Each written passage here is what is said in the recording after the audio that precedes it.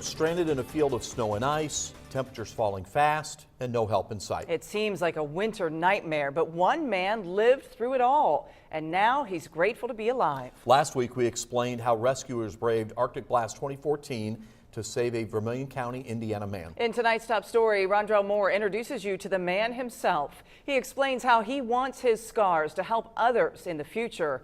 And we want to warn you, some of the images you're about to see are graphic. I was ready to go. What happens when a man of faith No, this ain't gonna keep me down. No. comes face to face with the icy stare of certain death? It's the first time I've ever been in a hospital in my life. Simply put, you get someone just like him, Samuel Merryman. It doesn't seem fair that a man of his 73 years should have the week that he just lived. His story starts the morning after the storm. Yes, that massive storm. I plowed out our drive and went down and plowed out a couple other drives. And I thought, well, I was getting low on fuel in this.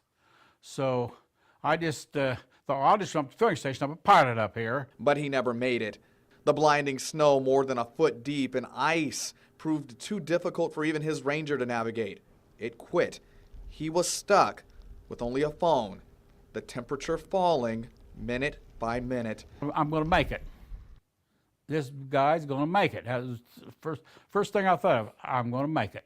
He had to do something, but first he called his wife. I said I was going to get out and try to walk the pilot. So I got out and started walking, and I called her back and told her I said I was down, get a hold of somebody.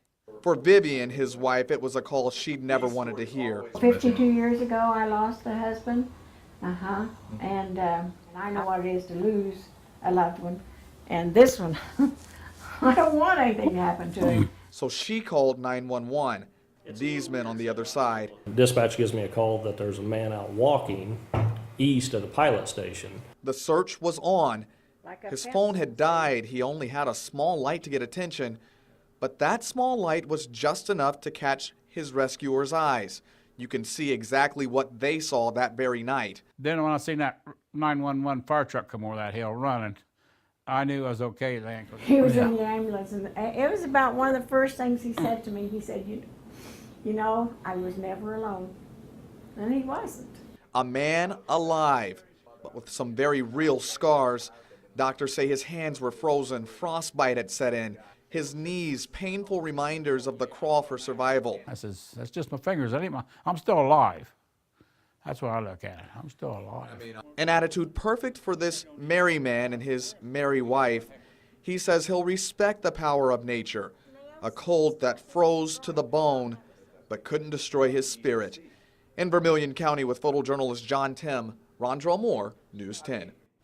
Samuel Merryman wants to thank the men and women who helped save him.